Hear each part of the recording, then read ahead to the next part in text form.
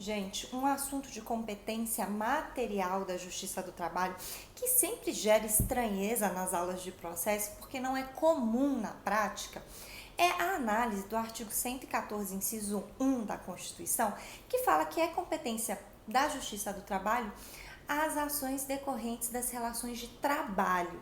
E quando eu falo relação de trabalho, eu estou falando de um gênero do qual a relação de emprego é apenas uma espécie. Então a gente tem o hábito de achar que só a relação de emprego pode ser discutida na Justiça do Trabalho, porque ela de fato ocupa praticamente, não todas, né, mas a maioria das ações em discussão na JT. A diferença é que a relação de emprego é uma relação de prestação de serviço que é regulamentada pela CLT, né, se tiverem presentes os requisitos do artigo 3º da CLT.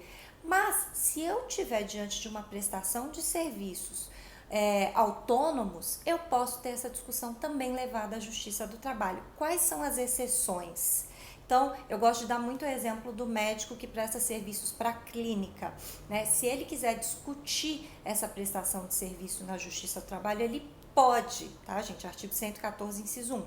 Essa possibilidade, ela não vai existir quando houver relação de consumo, aí tem que ir para a justiça comum.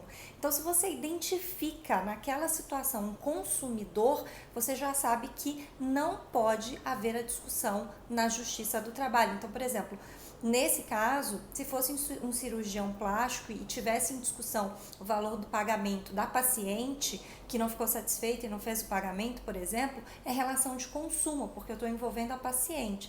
Agora, entre o cirurgião e a clínica, aí existe uma prestação de serviços. Não é comum na prática, por isso que a gente acha estranho, né? Por isso que na aula de processo de trabalho o pessoal fala, poxa, mas isso é competência da Justiça do Trabalho? É.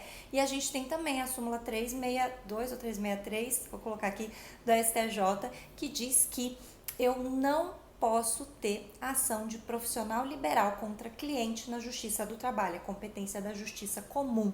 Então, essa relação de trabalho também não é discutida na JT. Então, gente, esse assunto é super importante, por quê? Porque a gente tem que saber interpretar esse artigo 114, inciso 1 da Constituição. Né? Houve essa ampliação da competência da Justiça do Trabalho com a emenda constitucional 45 de 2004 e sim, eu posso discutir relação de trabalho na Justiça do Trabalho, tirada essa exceção aí da relação de consumo da súmula também do STJ, tá ok?